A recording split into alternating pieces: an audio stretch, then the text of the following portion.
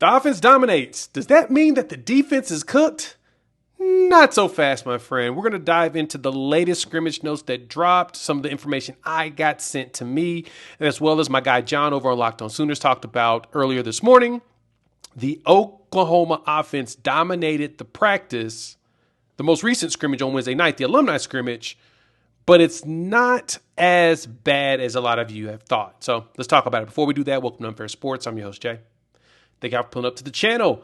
I've been seeing a lot of y'all's on the interwebs losing your minds about that scrimmage and how it went down and how everybody is talking about the offense went out there and kicked tail. But I'm going to explain to y'all why that's a good thing. Actually, it's a great thing for a lot of y'all psyche going into this season. So let's dive into it. First and foremost, as you all know, it was not a good season last year on the offensive side of the ball. And so because of that, what we needed is an opportunity or a situation where the offense actually produces something good. Yes, we need a moment where we can feel confident about how the offense can actually perform. And we got that. So in the last few practices that I've heard, going from the beginning of the year when John Mateer transferred in all the way going up to now, the biggest thing I had heard was the offense had done a really good job of balancing things out with the defense. The defense would most of the time dominate. The offense would come back, and it'd be back and forth. So you actually felt like it was something like that. It felt like you actually have a balance on both sides of the ball. But let me explain to you all why that's a big deal. It's because if your defense is dominating the practice the entire time, and that's it, you may have a problem on offense potentially. Now, granted, there are situations where the offense will respond properly, iron sharpening iron, and they play well against the competition. But that's not what we saw last season for the Sooners, right? The biggest problem you ran into was the offense was getting beat up so bad in practice, and they weren't showing up in the games afterwards. In this circumstance, you're seeing a little bit different. The offense is dominating, and the defense is dominating.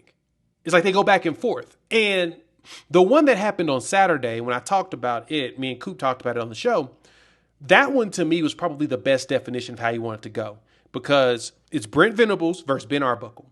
And the reason why Brent Venables went after Ben Arbuckle like he did for offensive coordinator when they were looking around for an OC, the main thing that BV wanted was a guy that made him work, made him think, made it tough for him as the head coach. He wanted someone to challenge him as the defensive coordinator. He wanted someone like that. And so he would look at OCs that gave his defenses fits, because then that will be able to make it to where his defenses would get better in those circumstances. So Andy Kolanecki was one of those names out there. Ben Arbuckle was one that was definitely, Ben was number one on the list, but there was a whole bunch of other coaches that they were looking at.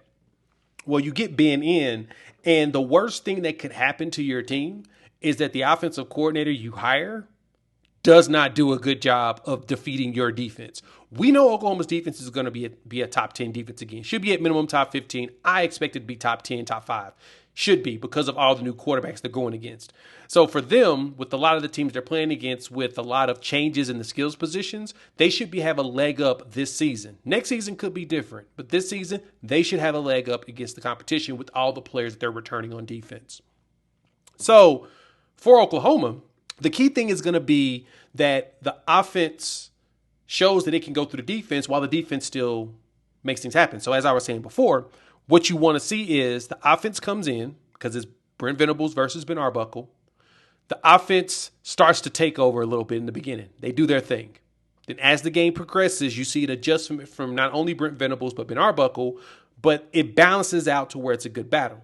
But then at the end, because of how good of a defensive coordinator we know Brent Venables is and how good that staff is, I mean, Wes Goodwin was one of his assistants at Clemson, and he was a DC before. Nate Dreiling was also a DC at one point. Same thing with Brandon Hall. They know how to adjust things. So then your expectation is that by the end of the practice, guess what? The defense should win. And that's exactly what happened in this circumstance. And so for Oklahoma, with the propaganda that's going out, it's showing the offense was cooking the defense. Everybody I talked to, everybody I heard from, they're all saying, yeah, they got cooked.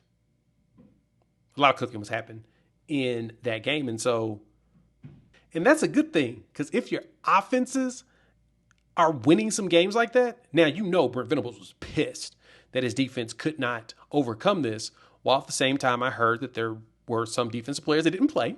So it kind of changes some of the narrative with it. But the fact that the offense was able to maintain it for most of the scrimmage, it's actually a really good thing.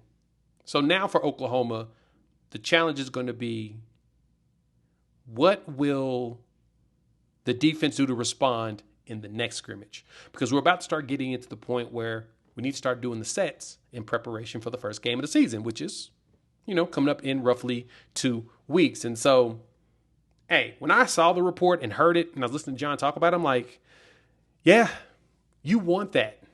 You want moments where both win. Last year we didn't have that. It was really literally just the defense dominating nonstop. And if this defense does end up being top 10 and it shows that the offense is able to adjust, we're actually in a great situation. So y'all should be excited. Let me know what y'all think. Hop in the comments. Want to hear your thoughts on that. I'm excited that we are seeing a progression in practice, and we're seeing that both sides of the ball are giving us, like I said, good things. John Mateer, of course, did his thing. Saw Ivan Carry-On catch.